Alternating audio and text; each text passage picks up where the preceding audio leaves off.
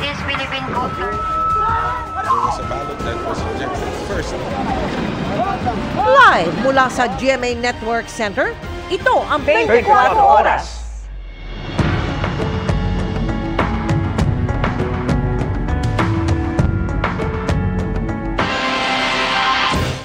Tatlong bagyong nakapalibot sa Pilipinas ang buong puwersang tinututukan ng GMA Integrated News. Pinakabago ang dating low-pressure area sa labas ng Philippine Area of Responsibility na ganap ng bagyo. Bukod yan, sa bagyong Dante na nakalabas na ng PAR at sa bagyong Emong na inaasang magla-landfall ngayong gabi o bukas ng madaling araw. Kaya nakabantay tayo sa Ilocos Norte, Pangasinan, Pampanga, Bataan, Baguio, Bulacan, Cavite, pati Metro Manila at iba pang nakararanas ng masungit na panahon sa buong bansa. Magandang gabi po, Luzon, Visayas at Mindanao. Wala pa ring paghupa ang mga baha sa iba't ibang bahagi ng bansa sa gitna ng banta ng tatlong bagyo kabilang sa Kalumpit, Bulacan. Sa gitna niyan, inulan din ang batikos ang kanilang alkalde dahil sa tila promo post na humingi ng mga selfie sa baha. Kapalitan niya ng ayuda. Ang paglilinaw niya at ang latest doon sa Pagtutok Live ni JP Soriano. JP. Mel, Emil, mga kapuso, narito po tayo ngayon sa isang bahagi ng Sitio Nabong. Dati po yung kalsada, daanan na sasakyan at ng mga tao, pero ngayon nga po ay lubog sa baha. At ang pangamba nga po ng mga taga rito, mas lalalim pa at tatagal pa ang baha habang lumipas o tumatagal ang panahon. Lulubog na raw kami kapag itinuloy pa namin ang paglalakad papasok sa loobang bahagi ng Barangay San Miguel, Kalumpit, Bulacan ayon sa residenteng si George. Ilang dekada na raw binabaha ang kanilang lugar pero tila mas pinalala raw ang baha ngayong habagat at dikit-dikit na bagyo. Mga kapuso, mag-aalas 2 ng hapon, narito po tayo ngayon sa isang bahagi ng bagong baryo, Barangay San Miguel, Kalumpit, Bulacan, kung saan nakikita nyo ang lalim pa rin ng tubig. Sir, doon hanggang lagpas tao na doon, no? Lagpas ng tao na po yung lalim ng baha doon. Taon-taon naman daw binabaha rito, pero ngayong taon, mas malalim daw at tila mas tatagal pa ang pagbaha. Wala po kami nilipatan, sir. Kaya po, bakuisyon lang po kami. Paglipat ng GMA Integrated News Team sa Sitio Nabong, Barangay Maysulaw sa Kalumpit pa rin, abot leeg na ang baha. Delikado ng lusungin, kaya bangka na ang gamit ng mga residente. Ngayon po masyadong malaki eh. Hindi na po mapigilan yung tubig. Sakay ng bangka, sinuyod namin ng Sitio Nabong. Ang mga bahay tila inilubog na sa dagat. Ang kotseng ito hindi na naialis ng may-ari bago umapaw ang tubig. May ilang di na makaalis ng bahay, gaya ni Elmer, dahil hindi maiwan ang aso. Nagangatlaan ako ng pinaglagyan ba ng pinturang ganyan, nilagay ko doon sa ilalim ng ano ko para lang umangat ng bagya yung inihigan ko. Kung si Elmer hindi iniwan ng aso, may ilan na nasa loob ng kulungan sa gitna ng baha. Ang mga pamilyang lumikas na sa evacuation center bago mapuntahan, kailangan ng bangka dahil gadibdib na rin ang tubig. Sabi po, magagawa niya rin ng paraan. Hanggang ngayon po, di naman po niya nagagawa ng paraan. Maraming beses na ba pinangako yan? Marami na pong beses na pinangako yan. Wala pong natutupad. Hindi man totally matanggalan tubig, kahit mabawasan lang, okay na kami doon. Lubog na nga sa baha, nag-viral pa sa social media ang tila promo na post ng mayor ng Kalumpit matapos hikayatin ang mga constituents na mag-selfie sa baha para masama sa raffle ng ayuda. Pero paliwanag ng mayor ng Kalumpit, hindi naman daw nila pinabayaan ang mga pamilyang inilikas sa mga evacuation centers. Bago po kami mag-iayuda ay una po namin pinuntahan ang mga evacuated centers po namin. So meron po kami 43,000 families na affected. Inaabot po namin ng personal na ang aming relief goods sa aming mga binahang mga kababayan. Ito pong iayuda na ito, syempre po sa Facebook po namin pinost para lang din po maiwasan yung mga scammers po. Basta calamity kasi, pagtutulong ka, it must be based on empathy, compassion, and equity. yung lahat as much as possible matulungan mo. Making it a game of chance and making it a competition removes all three components from the propriety of helping people during a times of crisis. Ang ayuda naman mula sa DSWD dumating na sa barangay at naipamigay na sa mga pamilyang apektado. Ang ibang mga residente nagbayanihan at nagluto ng ulam at kanin para ipamigay sa mga kapitbahay. Sa iba pang bayan gaya sa Bulacan, lubog din sa baha ang ilang bahagi. At Mel, Emil, mga kapuso, ang mga kababayan po natin na nandun sa mga bahay na lubog na, naroon na po sa mga evacuation center. Pero bago po makarating doon, kailangan doon pong sumakay na bangka at lubog pa rin sa baha. Buong hapon po umuulan at bahangin dito sa Kalumpit, Bulacan. At yan muna ang latest. Balik muna sa inyo, Emil. At, maraming salamat, JP Soriano. Nasira naman ang isang dike sa Bataan. Dahilan upang magkumahog ang ilang tanod sa paglalatag ng mga sandbag. Sa parehong probinsya, nawawala ang isang bata kung kailan niya kaarawan matapos umanong tangayin sa ilog. Mula po sa bayan ng Balanga, nakatutok live si Oscar Oida. Oscar! Yes, Emil, patuloy na pinaghahanap ng mga kinaukulan ang 3 taong gulang na batang lalaki na pinaniniwalaang tinangay ng malakas sa agos sa may Dinalupihan, Bataan. Dito naman sa Balanga, isang dike ang nasira.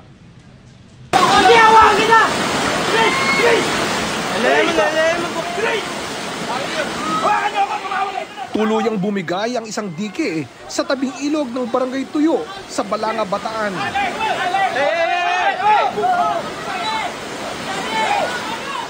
Yan ay matapos mapaulat na may tagas na ang istruktura. Noong July 22, umaga pa lang ho, tumawag ho yung residente rito na meron nga daw naglilik yung dike. Nagpadala ako ng 2 dump truck na panambak na sandbagging kami. Ang bandang hapon, alas 3, lahat ng sandbagging na ginagawa namin dito, inano na po niya, winas out na. Wala namang seryosong nasaktan maliban sa ilang galos na tinamo ng mga tanod. Nailigas na rin ng mga residente bago bumigay ang dike. Kanina, dumating ang mga kawani ng DPWH Bataan para agad lagyan ng pansamantalang pangharang sa nasirang dike. Sa Dinalupihan, Bataan naman, sinuyod ng mga taga-barangay tubo-tubo ang ilog na ito sa pag-asang matagpuan ang nawawalang kapitbahay na 3 taong gulang lang. Hindi sila natinag ng tuloy-tuloy na pag-ulan at malakas na agos. Malaking tulong po sa amin yun, yung makita lang yung anak ko. Napakalaki po. Malayo na po yung narating namin mag-asawa. Nagbabaka sakali kami na makatagilid-gilid makita namin, pero wala. Masakit po sa akin yun. Dahil sa akin po siya nanggaling. Sa akin ko po siya, pinalaki ko po siya na hanggang ganun. Hindi ko po in-expect na magte-3, iwanan niya po ako. Pero hindi ko po siya pinabayaan. Alas 10 ng umaga nitong Martes, napansing wala na sa kanyang higaan sa bahay ang batang si Jules na nung unay inakalang natutulog pa. Suspecha ng ina, posibleng sumunod siya sa mga kapatid na naligo sa ilog. Nagdahanda po siya lumabas dito, baka po doon siya lumusot sa mayero. Sinundan niya po yata yung mga kamukuya niya. Tapos yun, baka po natangay na po siya ng agos. Ang bidyong ito ay kuha kay Jules 1 linggo bago ang kanyang 3 kaarawan kahapon. Nagyayaya na po siya ng dahil birthday niya po nung kinabukasan eh. Ang sabi ko naman sa kanya, mamayang konti kasi hindi tayo makakadaan doon sa daanan, lubog ng baha. Mula nang mawala ay wala nang humpay sa paghahanap ang mga taga-barangay at Dinalupihan Police. Inabisuhan na rin ang mga karatig barangay. Ang takbo kasi ng tubig na to, na umaagos na to, is yung barangay Saging, JC Payumo, barangay Luwakan. Ang tuloy po nito is sunguli is Hermosa, Bataan. Samantala, Emil, patuloy na nananalangin ang mga magulang ng batang si Jules na sana'y matagpuan na siya sa lalong madaling panahon. Para sa anumang impormasyon, maaari pagbigay lamang sa mga kinauukulan. Emil? Ingat at maraming salamat, Oscar Oida. Mga gumuhong lupa at mga nabuwal na puno naman ang naitala sa Baguio City. Ang isang puno bumagsak pa sa kable ng kuryente. Mula roon nakatutok live si EJ Gomez. EJ!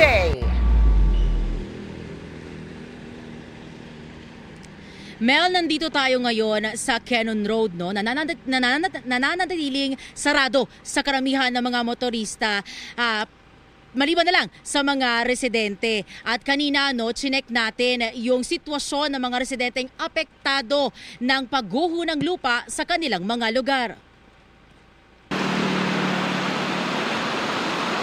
Gumuho na ang lupa sa ilang bahagi ng Baguio City dahil sa halos walang tigil na mga pag-ulan. Sa Cannon Road, may mga bumagsak na namang bato. 5 araw matapos may nabagsak ang aso at kotse ang isang malaking tipak sa parehong kalsada. Nakaligtas ang isa pang aso, pero ayon sa amo nito, kabado na naman sila. Baka mamaya na naman, meron na namang malalaglag, lalo na dyan, no? Ayan, no, nakalabas na dito yung ugat ng kahoy. At saka may bato dito na, na nasa ilalim. Kapag dinaanan ng tubig na naman yan, ng dire-diretsong bagyo, ayan na naman, baka gugulong na naman yan pababa. Sarado pa rin ang Cannon Road sa karamihan ng mga motorista, maliban sa mga residente. Sa Barangay Luwakan, Apugan, gumuho ang lupa sa ginagawang DPWH Slow Protection Project. Wala namang nasawi o nasaktan. Naglusil sa baba. May pangamba na baka daw itong portion na to makuha lahat. Ayon sa otoridad, unti-unting gumuho ang lupa nito mga nagdaang araw. Tinakpan na lang po ng plastik ang bahaging iyon para maibsan ang lalo pang pagguho ng lupa. Ilan sa mga apektadong pamilya ang nasa evacuation center. May iba naman na umuwi raw sa kanilang mga kaanak sa probinsya. Gumuho rin ang lupa sa isang private construction site. Nasira ang 2 employee quarters. Almost 3 months na nabakho. Tapos hindi na naituloy. Tapos iyon, sunod-sunod na yung ulan hanggang ngayon. Kaya bumigay na yung lupa, gumuho na. Baka pati rin kami madamay pero sana nga hindi. Sinisika pa nating makuha ang pahayag ng kumpanya na nag-ooperate sa construction site. Gumuho rin ang lupa at mga tanim na kawayan sa Camp 7 na nakaapekto sa traffic. May mga natumba ring pine trees sa Purok 24 sa San Carlos. Sa Purok 6 sa Irisan, ang puno tumumba pa sa mga linya ng kuryente. Ang terrain ng Baguio, mountainous siya, rolling talaga. Kaya ang binabantayan natin tuwing tag-ulan na ganito at may mga bagyo, yung soil erosions talaga. And then kasama na yun yung mga natutumbang mga punong kahoy. Pinaiigting din ang pangongolekta ng mga basura sa lungsod para di raw magbara ang mga ito sa waterways at maiwasan ang pagbaha.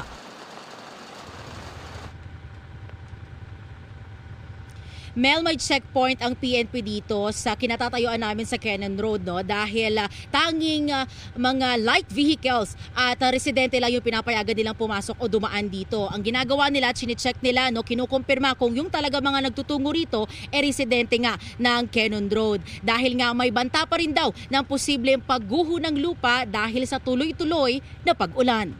Mel? Maraming salamat sa iyo, EJ Gomez. Mga kapuso, alamin na natin ang epekto ng 3 bagyo at habagat at kung tuloy ang ulan hanggang weekend. Ang latest mula kay GMA Integrated News Weather Presenter, Amor La Rosa. Amor! Salamat, Emil. Mga kapuso, patuloy po ang pagkilos ng bagyong Emong palapit po yan sa kalupaan ng Northern Luzon. Dahil po dyan, itinasa po ng Pag-asa ang signal number 4 dyan po sa may southwestern portion ng Ilocos Sur, northwestern portion ng La Union at pati na rin sa may extreme northwest portion ng Pangasinan. Signal number 3 naman sa natitirang bahagi po ng Ilocos Sur, natitirang bahagi ng La Union, northern at western portions ng Pangasinan, southern portion ng Abra, western portion ng Mountain Province at pati na rin po dito sa western portion ng Benguet. Signal number 2 naman sa Ilocos Norte, ganun din po sa natitirang bahagi ng Pangasinan, natitirang bahagi ng Abra, Apayao, Kalinga, natitirang bahagi ng Mountain Province, Ifugao at pati na rin po sa natitirang bahagi ng Benguet. Dito naman po nakataas din ang signal number 2 sa Babuyan Islands, northern and western portions ng mainland Cagayan, western portion ng Nueva Vizcaya at pati na rin sa northern portion ng Zambales. Signal number 1 naman po sa Batanes, ganun din po sa natitirang bahagi ng Cagayan, yan western and central portions ng Isabela, Quirino, natitirang bahagi ng Nueva Vizcaya at ng Zambales, Tarlac, northern portion ng Pampanga at pati na rin po dito sa may western and central portions ng Nueva Ecija. Sa mga nabanggit na lugar, posible pong makaranas ng masungit na panahon. Yan po yung malakas sa bugso ng hangin na may kasamang bugso ng ulan, lalong-lalo na po yan sa signal number 4 at signal number 3. May banta rin po ng storm surge na 1 hanggang 3 metro po ang taas. Dito po yan sa ilang baybayin ng Northern Luzon. Huling namataan ng Pag-asa ang sentro nitong Bagyong Emong. Sa dagat po yan, nasako po ng Burgos, Pangasinan. Taglay po nito ang lakas ng hangin nga abot sa 120 kilometers per hour at yung pagbugso naman 150 kilometers per hour. Mabagal po itong kumikilos at yan po inaasahan po natin na patuloy po yan dito sa may West Philippine Sea. Pero sa latest track po ng Pag-asa, magbabago po yan ang direksyon at unti-unti po yang aangat o kikilos pa northeast. Pwede po itong dumikit o tumama. Dito po yan sa may bahagi po ng Pangasinan o di kaya naman dito po maglandfall sa may La Union or Ilocos Sur area. Ngayong gabi po yan o bukas po ng madaling araw. Saka po nito tatawirin ito pong Northern Luzon hanggang sa makarating po dito sa may Babuyan Channel at posibleng dumikit o di kaya naman po tumama rin dito po sa may Babuyan or Batanes Islands. Pero mga kapuso, dapat pa rin po maging handa yung iba pang lugar na pasok dito sa atin pong nakikita dito na highlighted part. Ito po yung area of uncertainty. So kasama po dyan Ilocos Norte, Apayao, Cagayan, Kalinga, Abra at pati na rin po ang ilang bahagi pa ng Cordillera. Ang pagkilos po ng Bagyong Emong naiimpluwensyahan pa rin nitong Bagyong Dante na nakalabas na po ng Philippine Area of Responsibility kaninang alas 3 ng hapon. So nagkakaroon pa rin po yan ng interaksyon sa isa't isa. Samantala, naging bagyo na rin po yung LPA. Sa labas po yan ng Philippine Area of Responsibility at lumakas na rin bilang isang tropical storm na meron pong international name na Crosa. Ayon po sa Pag-asa, hindi po natin inaasahan na tutumbukin po nito itong ating bansa dahil paangat o paakyat po yung magiging pagkilos nito. Patuloy namang hinahatak ng mga Bagyong Emong at ganun din itong Bagyong Dante, ito pong hanging habagat o yung southwest monsoon na magpapaulan pa rin sa malaking bahagi po ng bansa. Base nga sa datos ng Metro Weather, ngayong gabi may mga pag-ulan pa rin. Dito po yan sa halos buong Luzon. Ramdam na ramdam po yung pinakamatitinding pag-ulan. Dito po yan sa may Pangasinan, Ilocos Region. Kasama po dyan ito pong iba pang bahagi ng Central Luzon at ganun din dito sa may Zambales, Bataan at Mindoro provinces. Pati na rin dito sa ilang bahagi po ng Bicol Region. May mga kalat-kalat na ulan din dito po yan sa Western Visayas at pati na rin dito po yan sa may Zamboanga Peninsula. Bukas, matitinding buhos po ng ulan ang mararanasan. Dito po yan sa Ilocos Region, pati na rin po sa ilang bahagi ng Cordillera. So yan po yung mga malalakas na kukulay orange at meron ding red and pink. Ibig sabihin po yan, intense to torrential o halos tuloy-tuloy na mga pag-ulan. May mga malalakas sa buhos ng ulan din. Dito po yan sa Central Luzon, Calabarzon, ilang bahagi po ng Mimaropa, lalo na po sa Mindoro provinces at mga kalat-kalat na ulan naman dito po sa Bicol Region. Magpapatuloy po yan sa hapon at gabi at meron pa rin po mga malalakas sa pag-ulan, lalong-lalo na nga dito sa western sections. At dito naman sa Metro Manila, may mga pabugso-bugsong ulan pa rin po bukas dito sa ilang lungsod. Kaya patuloy po mag-monitor ng rainfall advisories ng Pag-asa. May mga kalat-kalat na ulan din po dito po yan sa Visayas at Mindanao, gaya dito sa may Panay Island at Negros provinces, ilang bahagi po ng Central and Eastern Visayas, Zamboanga Peninsula, Northern Mindanao, Caraga at pati na rin dito sa Soc-Sargent. Yan muna ang latest sa lagay ng ating panahon. Ako po si Amor La Rosa para sa GMA Integrated News Weather Center. Maasahan anuman ang panahon. Dahil pa rin sa inaasahang malakas na ulan, wala pa rin pasok sa ilang lugar bukas, araw ng Biyernes, July 25, ayon sa DILG. Walang pasok po sa lahat ng antas, pati tanggapan ng gobyerno, maliban sa essential workers sa buong Metro Manila. Gayun din sa buong Ilocos Region o Ilocos Norte, Ilocos Sur, La Union at Pangasinan. Sa Cordillera Administrative Region kasama ang Abra, Apayao, Benguet, Ifugao, Kalinga at Mountain Province. Wala ring pasok sa Cagayan, Isabela, Nueva Vizcaya at Quirino sa Region 2. Pati buong Central Luzon, ang Aurora, Bataan, Bulacan, Nueva Ecija, Pampanga, Tarlac at Zambales. Calabarzon o Cavite, Laguna, Batangas, Rizal at Quezon. At Mimaropa o Occidental Mindoro, Oriental Mindoro, Marinduque, Romblon at Palawan. Sa Bicol Region, walang pasok sa Camarines Sur, Camarines Norte at Albay. Patuloy pong tumutok dito sa 24 oras at social media pages ng GMA Integrated News para sa iba pang anunsyo. Mel, ramdam na nga ang malalakas na hangin at malalaking alon dito sa may bahagi ng Narvacan, Ilocos Sur, lalo pat nakataas na ang storm signal number 3 sa malaking bahagi ng probinsya. Samantala, ay sa mga bayan naman ng Santa Lucia, Santa Cruz at Tagudin ay inaasahang mas malakas pa ang hangin dahil signal number 4 dyan sa mga lugar na yan.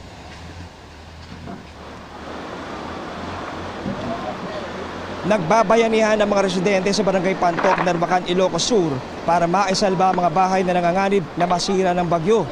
Bayanihan na ang ilang mga residente, NGOs, AFP, Coast Guard, mga tauhan ng barangay at LGU sa Narvacan, Ilocos Sur para sa sandbagging activities at paggawa ng mga gabion basket o hugis cube na cyclone wire na pinupuno ng mga malalaking bato. Pursigido kasi silang maisalba ang ilan sa mga bahay sa coastal area na nanganganib ng gumuho dahil kinakain na ng alon ang lupa sa ilalim nito. Pangamba nila, baka ang storm surge at malalaking alon na dala ng bagyong Emong magdulot ng problema sa mga residente rito. Pakiusap ng Narvacan LGU, sana ay ituloy na ang paggawa ng seawall na sinimulang itayo noong 2019. Narito Mel ang magkasunod na pahayag ng barangay captain ng Barangay Pantok at ng alkalde ng Narvacan, Ilocos Sur. Nung nakalipas na bagyo, hindi yung dante sir, yung nauna. Krising. Hindi pa natibag ito sir. Saka lang natibag ito na nagkaroon ng habagat. Tapos nung kasagsagan ng bagyo, hindi natibag ito. Ang ginagawa namin ngayon sir, nagsasanbagging, naglalagay ng boulders at saka gabion basket kasi malaki na yung tibak ng buhangin. Pinagsabihan ko na sir yung mga kabarangay ko, lalo na yung mga nandito sa tabi ng dagat, mag-evacuate na sila. Sana sa national, sana tulungan kami na maayos na yung seawall kasi talaga yun ang pinakamalaking problema namin. Kung baka may time na yung mga ngayon isolated, baka magiging island na yun.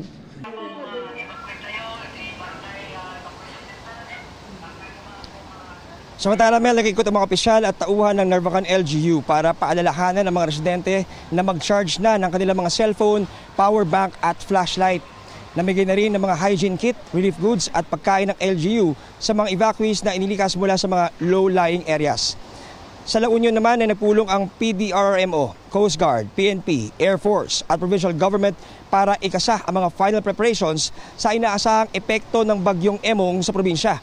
Lalo't itinaas na sa signal number 4 ang storm signal sa malaking bahagi ng Ilocos Region. Narito ang pahayag ng gobernador ng La Union.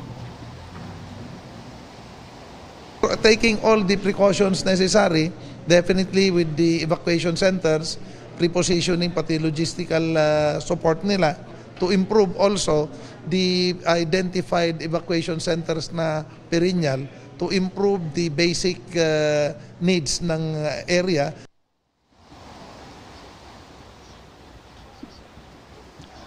Sa mga oras ito, Mel, sinasamantal pa rin ng mga residente dito sa Barangay Pantok, Narvacan, Ilocos Sur, itong pagkakataon na gumawa nga ng mga gabion basket.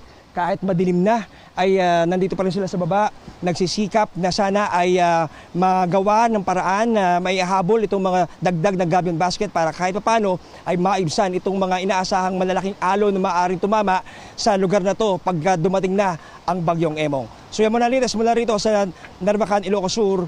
Balik sa iyo, Mel. Doble ingat kayo dyan, ha? At maraming salamat sa iyo, John Consulta.